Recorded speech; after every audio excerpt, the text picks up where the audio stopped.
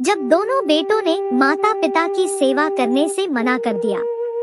आज जिंदगी ने फिर से रागिनी जी को फिर से उसी राह पर खड़ा कर दिया। दो दो बेटे बहुओं और पोता पोती से भरा पूरा परिवार उन्हें छोड़कर जा चुका था। बहुत कोशिश की उन्होंने कि परिवार ना टूटे, मगर शायद सबके रिश्तों में थोड़ी बहुत इज्जत की जगह बची रहे, इसलिए रागिनी जी ने खुद ही सबको अपने से दूर कर दिया। सब कुछ सही जा रहा था। पति निर्मल जी सरकारी नौकरी से रिटायर हो चुके थे। बड़ा बेटा एक फैक्ट्री में मैनेजर है और छोटा बेटा दोस्त के साथ साझेदारी में दुकान चला रहा है। घर निर्मल जी की पेंशन से ही चल रहा था। दोनों बेटे अपनी कमाई का ज्यादातर हिस्सा अपनी फैमिली पर ही खर्च करते थे। कोई टकराव या झगड़े की स्थिति कभी हुई ही नहीं। लेकिन एक दिन जब निर्मल जी बाजार से वापस लौट रहे थे, तब उन्हें पैरालिसिस का अटैक आ गया और उनका दायां हिस्सा सुन्न पड़ गया। उनके इलाज में बहुत पैसे खर्च होने लगे, जिससे घर खर्च को लेकर दोनों भाइयों में झगड़े होने लगे। उन्हें इलाज के लिए पैसे देना भारी लगने लगा। तब रागिनी जी ने फैसला किया कि वो पेंशन के पैसों से इलाज करवा लेंगी, लेकिन अब अपने परिवार के खर्चे तुम खुद करो। इस बात पर घर में ही दो चूल्हे हो गए। लेकिन अब इस बात पर लड़ाई होने लगी कि मम्मी पापा को खाना कौन खिलाएगा।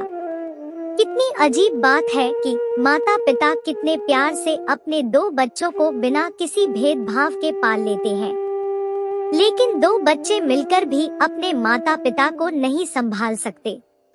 रसोई का झगड़ा हिस्से तक पहुंच गया। दोनों भाई अपने आप ही घर के हिस्से करने लगे, लेकिन उन हिस्सों में माता पिता को कोई रखने को तैयार नहीं था। बिस्तर पर लाचार पड़े निर्मल जी खून के आंसू रोने लगे। वह समझ नहीं पा रहे थे कि उनकी परवरिश में कहां कमी रह गई। रोज रोज के कलेश से तंग आकर एक दिन रागिनी जी ने अपना फैसला सुना दिया। ये घर मैंने और तुम्हारे पिताजी ने एक पैसा जोड़कर बनाया है। इसमें हम दोनों की तपस्या और सपने मिले हैं, इसलिए इस घर के हिस्से नहीं होंगे। इस घर में अब वही रह सकता है जो हमारी सेवा करेगा और हमारा खर्च उठाएगा। जब दोनों बेटों ने ही हाथ खड़े कर दिए तो रागिनी जी ने दोनों से ही घर खाली करने को कह दिया। अपने आंसुओं को पोंछकर रागिनी जी निर्मल जी के पास गई। वो लाचारी से उन्हें देखकर रोने लगे और आंखों ही आंखों में उनसे माफी मांगने लगे। रागिनी जी मुस्कुराते हुए बोली, ना जी ना, हम लोग क्यों बुरा महसूस करें।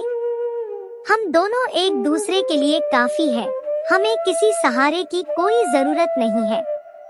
सच तो ये है कि वो दोनों हमें दीमक की तरह खा रहे थे।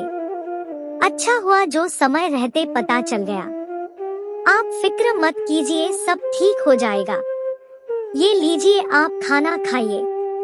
रागिनी जी अपने हाथ से निर्मल जी को खिलाने लगी तो उन्होंने इशारे से कहा कि बहुत अच्छा बना है।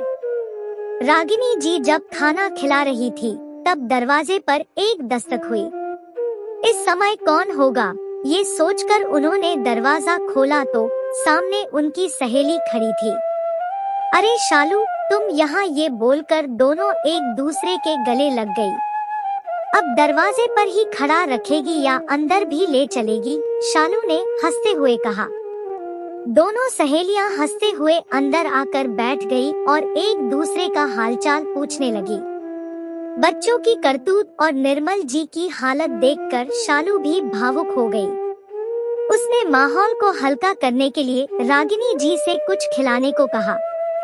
अरे यार, बहुत भूख लगी है, कुछ खिलाना। सॉरी यार, अपने दुख में मैं तुझे खाना पूछना ही भूल गई। आज बहुत अच्छे दिन आई है तू, मैंने तेरी मनपसंद चीज बनाई है। रागिनी जी रसोई में चली गई और पीछे पीछे शालू भी चली आई। वाह, इस खुशबू को मैं भूल ही नहीं सकती। सांभर डोसा बनाया है ना। पता है मैंने कितनी जगह साउथ इंडियन खाना खाया है, मगर तेरे हाथ के सांभर का स्वाद कहीं नहीं मिला। मैं तो आज पेट दिल गुर्दा सब भर कर खाऊंगी। तू बस जल्दी से बनाना शुरू कर दे। रागिनी जी ने डोसा बनाया और शालू वहीं बैठकर नारियल की चटनी और सांभर के साथ खाने लगी और रागिनी जी को भी खिलाने लगी। बातों ही बातों में दोनों सहेलियों ने बहुत से डोसे खा लिए। फिर थोड़ी देर बाद रागिनी जी ने 3 कप कॉफी बनाई और निर्मल जी के पास बैठकर पीने लगी। फिर जब पुरानी यादों का डब्बा खुला तो शालू ने बताया कि कैसे सब रागिनी के डब्बे पर टूट पड़ते थे जब वो साउथ इंडियन खाना लाती। उस दिन 4 खानों वाला डिब्बा और सब लंच टाइम में पार्टी करते थे। बातों ही बातों में रागिनी जी ने महसूस किया कि आज शालू के आने से बहुत दिनों बाद उनके घर में और उनके चेहरे पर खुशी आई है।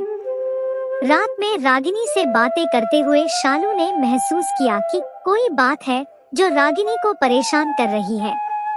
पूछने पर रागिनी जी ने बताया, पेंशन से घर का खर्च तो चल रहा है, मगर दवाई और डॉक्टर के खर्च के लिए कभी कभी उसे सोचना पड़ता है। समझ में नहीं आ रहा कि क्या करूं और कैसे करूं। अब इस उम्र में कोई उन्हें नौकरी भी नहीं देगा। किसने सोचा था कि जिन बच्चों की छोटी से छोटी खुशी को पूरा करने के लिए उन्होंने अपनी खुशी और जरूरतों को किनारे कर दिया, एक दिन वही बच्चे उनसे किनारा कर जाएंगे। उम्र तो बस एक नंबर है यार, आपके हौसले बुलंद होने चाहिए। इतिहास गवाह है कि बड़े बड़े सुरमाओं ने उम्र को मात देकर एक नया कीर्तिमान स्थापित किया है और नौजवानों को पीछे छोड़ दिया है। शालू के शायराना अंदाज में बोलने पर रागिनी हंस पड़ी। फिर शालू सीरियस होकर बोली, तुम अपना बिजनेस क्यों नहीं शुरू करती? तुम इतना अच्छा खाना बनाती हो, पता करो आसपास किसी को टिफिन वगैरह चाहिए होगा, या फिर तुम इडली डोसा सांभर का ही बिजनेस शुरू कर दो। बहुत से बच्चे यहाँ पीजी या हॉस्टल में रहते होंगे जो घर के खाने को मिस करते होंगे, उनके लिए टिफिन सर्विस शुरू करो। बहुत ना नुकुर के बाद रागिनी जी मान गई। शालू ने कहा कि वो कुछ दिन यहाँ है और जाने से पहले सब कुछ सेट करके जाएगी।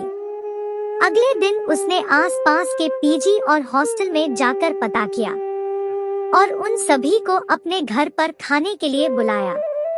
सभी को रागिनी के हाथों का साउथ इंडियन खाना बहुत पसंद आया।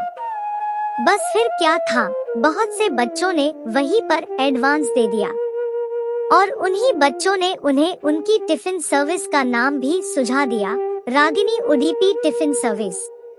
रागिनी ये सब देखकर बहुत ही अभिभूत हुई और सभी का धन्यवाद किया और सबसे ज्यादा शालू का थैंक यू, हमारी जिंदगी में ये खुशी के पल लाने के लिए, मुझे ये एहसास करवाने के लिए कि उम्र कोई मायने नहीं रखती, बस हौसला होना चाहिए।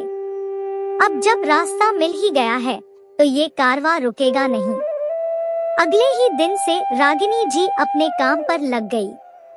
उन्होंने अपने सभी व्हाट्सएप ग्रुप में अपनी टिफिन सर्विस के बारे में डाल दिया। शालू ने भी छोटे छोटे पैम्पलेट छपवा कर उनकी सोसाइटी में जगह जगह लगा दिए। जल्द ही उनकी मेहनत रंग लाई।